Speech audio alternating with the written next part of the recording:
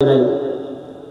বন্ধুরা আমার, আল্লাহ পাক রব্বুল আলামিন এই দুনিয়ার বুকে আমাদেরকে নিষ্পাপ মাসুম অবস্থায় পাঠিয়েছিলেন, কিন্তু দুনিয়ায় আসার পরে আদমের সন্তান হিসাবে অনেক ভুল ত্রুটি গুনাহ হয়ে গেছে।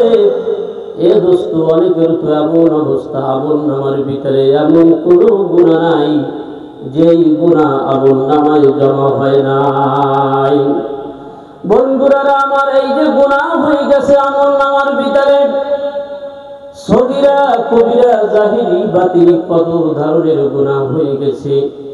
আল্লাহর হক নষ্ট হয়েছে, বান্দার হক নষ্ট হয়েছে।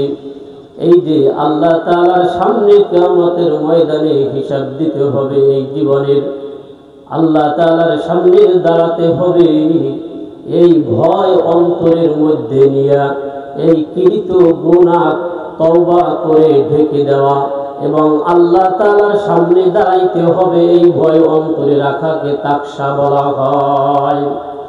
আর তাকহি শব্দের অর্থ ভয় করা, কিন্তু পার্থক্য হলো বন্ধুরা আমার, কিয়ামতের কঠিন মুসিবতের দিনে আল্লাহ নবী বিশ্ব নবী বলেন, লা তাযালু কদামা ইবনু আদমা ইয়াউমাল কিয়ামাতি হাত্তা তাসআলা আন খামসিন।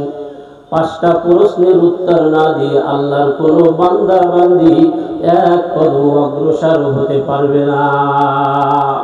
পাঁচ প্রশ্নের জবাব দিতে হবে। এক নম্বর হলো আন উমরিহি, হায়াত সম্পর্কে প্রশ্ন করা হবে, জীবন সম্পর্কে প্রশ্ন করা হবে। তোমার জীবনটাকে কোন কাজের ভিতরে তুমি ব্যয় করেছো, ঠিক না? তখন কি অবস্থা হবে?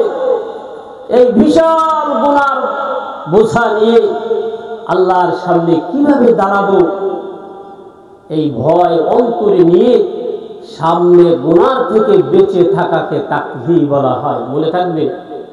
তাহলে এক নম্বরে যে আল্লাহর আনুগত্য করবে, আল্লাহর হুকুম পালন করবে। দ্বিতীয় নম্বর হলো যারা রাসূলের সুন্নাতের ইত্তেবা করবে। আর তৃতীয় নম্বর হলো যেই গুনাহ জীবনে হয়ে গেছে, আল্লাহ তাআলার ভয় অন্তরে নিয়ে এই গুনাহকে তওবার দ্বারা ঢেকে দেওয়া। আর চতুর্থ নম্বর হলো কিয়ামতের ময়দানে আল্লাহর সামনে আমাদের হিসাব দিতে হবে, এই ভয় অন্তরের মধ্যে নিয়ে সামনে গুনাহ থেকে বেঁচে থাকা। দোস্তরা আমার, আল্লাহর কোন বান্দা বান্দির যদি এই চার গুণ অর্জন হয়ে যায়, এ দোস্ত, তার ফলাফল কি হবে? আল্লাহ বলেন, ফাউলাইকা হুমুল ফাইজুন। আল্লাহু আকবার। আল্লাহ বলেন, আমার যেই সকল বান্দা বান্দির এই চার গুণ অর্জন হয়ে যাবে, তারা হবে সফল কাম। তারা কি হবে?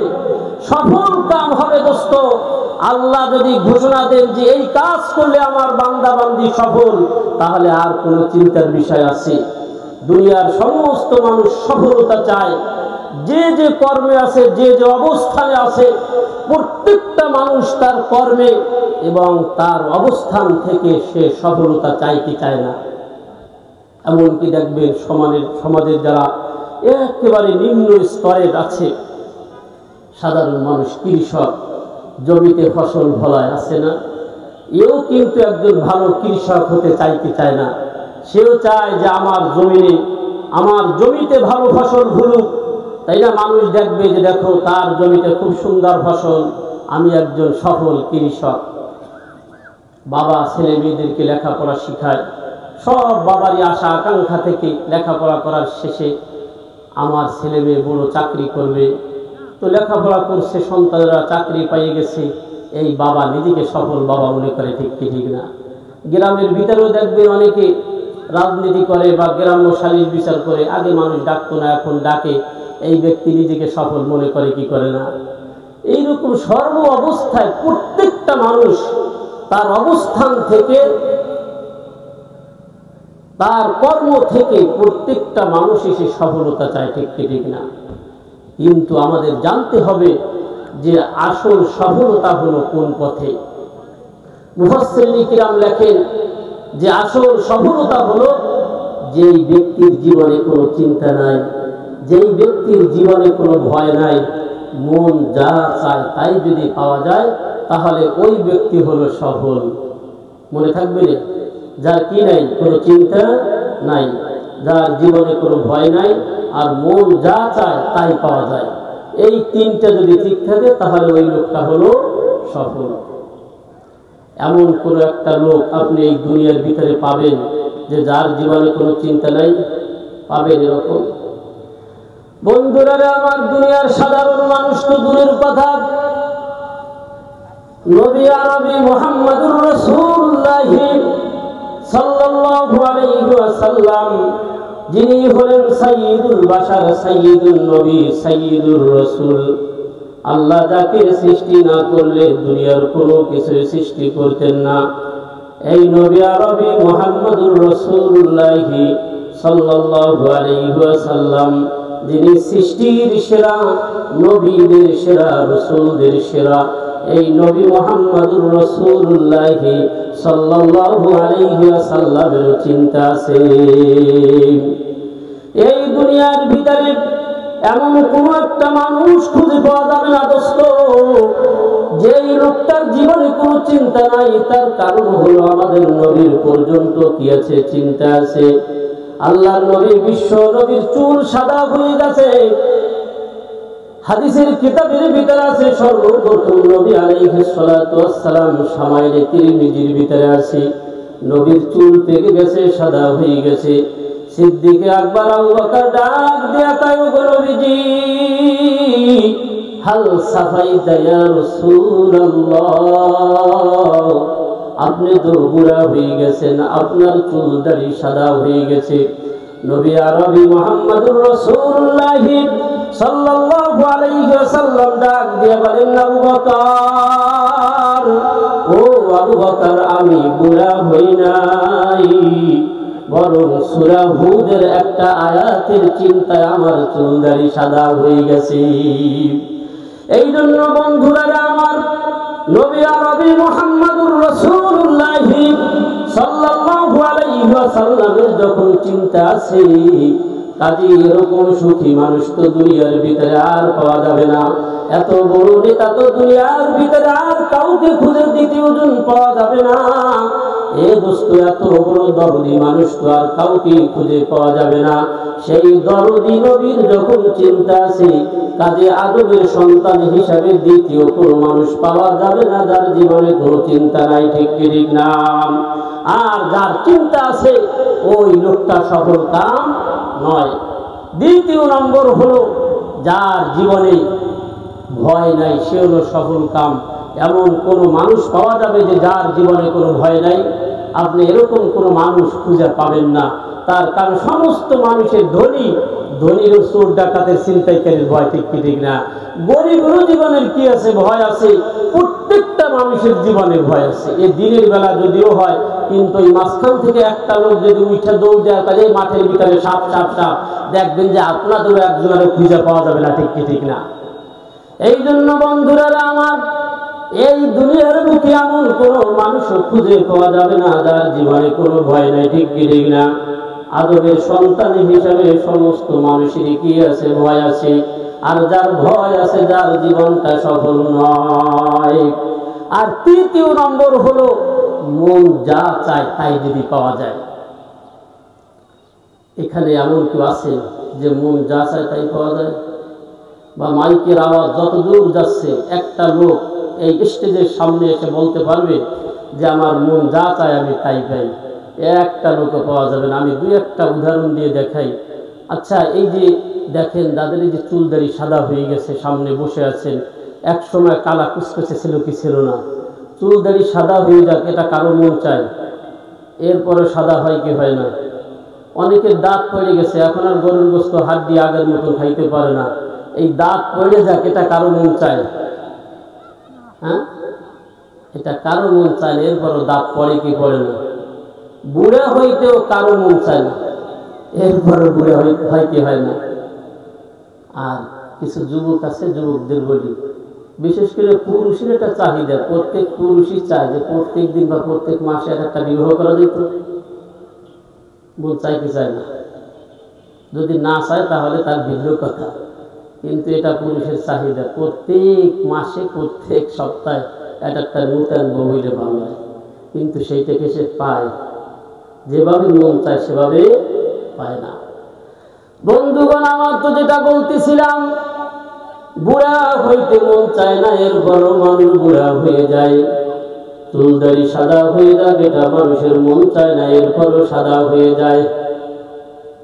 মুখের ভিতরে দাঁতগুলো পড়ে যাক, এটা মানুষের মন চায় না, এরপরও দাঁতগুলো পড়ে যায়।